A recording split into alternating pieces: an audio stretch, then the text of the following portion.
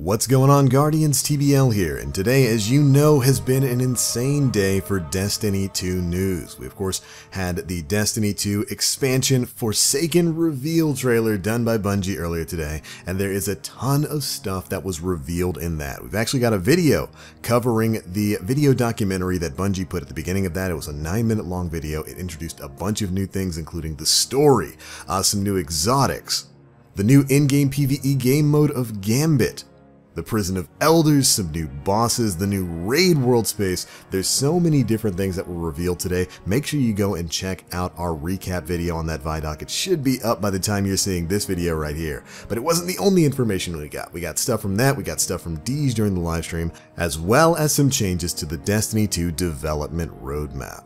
And that, Guardians, is what we're going to be covering in today's video. Now, before we get into that, there is something I did want to bring up from that video documentary earlier, because we actually got the reveal of a brand new exotic rocket launcher, the Twin Rabbit. During the section of the video when they were talking about changing the way weapon slots work, they showed this off very quickly. It's a brand new void damage exotic rocket launcher at 600 power level, with a really interesting special ability. If you just take a look at some of the stats there, you'll notice it's actually got a magazine size of 2, which would make it one of the only, if not the only, rocket launcher in Destiny 2 that can have more than one rocket in the tube. And that ties in perfectly with the ability that we get to see here. This rocket comes with the ability Gravity and Fire, where it shoots 2 tracking rockets, 1 void and 1 solar. And those 2 rockets each have their own specific effects. The void rocket suppresses enemies, and the solar rocket causes damage over time, making this an extremely unique weapon even amongst the rockets that were available in Destiny 1. So it's going to have 2 different status effects, a dot as well as a suppression blast, meaning the new Twin Rabbit is going to cause all kinds of fun situations in both PvE and PvP when we finally get our hands on it later this year. I'm always excited when it comes to new weapons and armor, and I gotta say, we've been needing some brand new exotic rocket launchers in D2.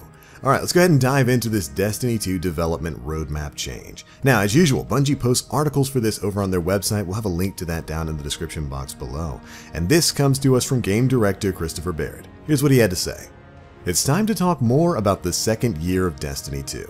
This September, we're adding core systems that will reinforce the Destiny hobby. We're also planning to deliver much requested features centered around customization and in-game pursuits. Now that Forsaken has been revealed, we can be more specific about what Year 2 will deliver to every player of Destiny 2.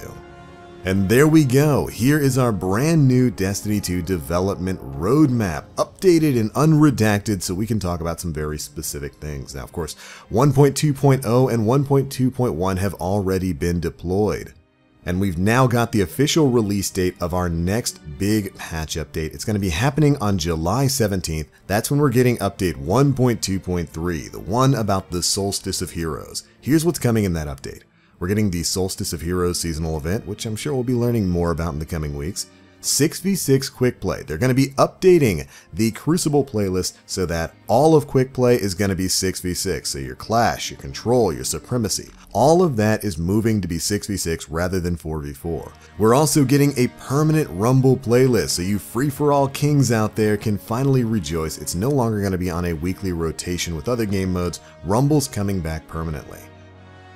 Additionally, we're getting the return of bounties. How these bounties are going to come back and what rewards they're going to have, we're not too sure yet, but we do know it's coming back next month.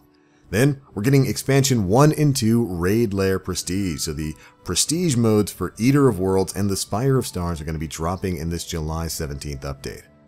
Out of that, they've got PC Clan Text Chat listed, as well as Year 1 Triumphs, which are of course going to be tied to Bungie.net. For those who don't know, Triumphs are kind of end-of-year accolades that you can go into the game, complete specific activities, and earn like special emblems and shaders and whatnot that won't be available. Rather, it's usually not available once those Triumph periods are done. Finally, we've got more exotic armor sandbox changes. We had the first round of those come into effect with 1.2.1 last week. It brought us the greatest change armor has ever seen in the course of Destiny 2, the Lunafaction boots. Ammo for days, and I cannot wait to see what other armor is going to be getting specific changes in the coming weeks. Alright, that is it for 1.2.3. After that, we've got the start of Year 2 with 2.0 and the Forsaken DLC drop. It's coming on September 4th, that Tuesday. the first week of September. Cannot wait.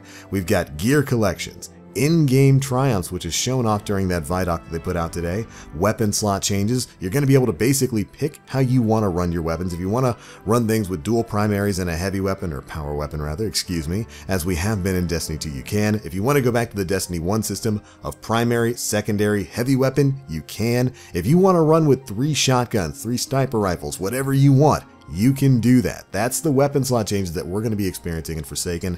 It's a fantastic change. It allows us to basically play the way we want. And again, Bungie goes into much deeper explanations for that during their live stream. So make sure you're going back, you're watching their streams, and you're watching our coverage on it. After that, of course, weapon randomization. This was something else that they confirmed today. Full weapon randomization for perks on legendary weapons is coming with the Forsaken DLC. Tied to this is, of course, the mod system update as well, where you're going to be able to further customize your legendary weapons. I cannot wait to learn more about that. After that, we've got bulk shader deletions, and man, suddenly, millions upon millions of Guardians out there cheered. You'll finally be able to delete shaders in bulk. We've also got the new Crucible mode coming in, as well as 4 new Crucible maps, 200 additional vault slots, some in-game lore changes, new bounties, and power is going to matter in Iron Banner and Trials of the Nine once again. That's one change towards the end there that I certainly was not expecting. If you don't remember, back in Destiny 1, your power level mattered in in-game PvP modes like Iron Banner and the Trials of Osiris back in those games. It basically meant that if you were a lower light level Guardian, you dealt less damage and took more damage from higher power Guardians. People who were at like max level could deal way more damage to people who were like 40, 50, 60 levels underneath. It looks like that is finally returning to the Iron Banner and to Trials of the Nine in D2 when Forsaken goes live on September 4th.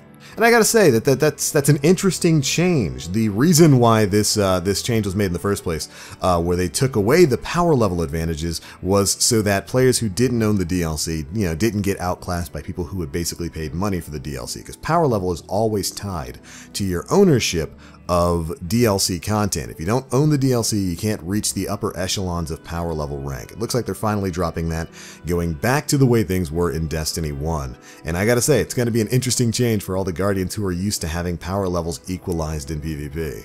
But anyways, there you go. Those are the changes on the Destiny development roadmap moving forward from July up to September. There's some really big stuff in there. A lot of it was covered during the reveal live stream today. We got to see the brand new game mode in Gambit. It's so cool. Please go back and watch those live streams. Go back and watch that Vidoc. It shows off so much more than we can show here right now, and there's a lot of stuff to be excited for.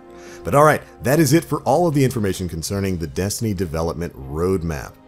Be sure to let us know how you Guardians feel about these changes down in the comment section below. Is there something on here that you like? Do you like us going back to 6v6 for everything in the Quick Play playlist? How do you feel about power mattering in certain levels of PvP once again? Be sure to let us know. And if you enjoyed the video, feel free to drop a like, make sure you subscribe, and hit that notification bell to stay up to date with all the latest Destiny 2 news. We've got a lot more stuff coming out, so make sure you're staying tuned here.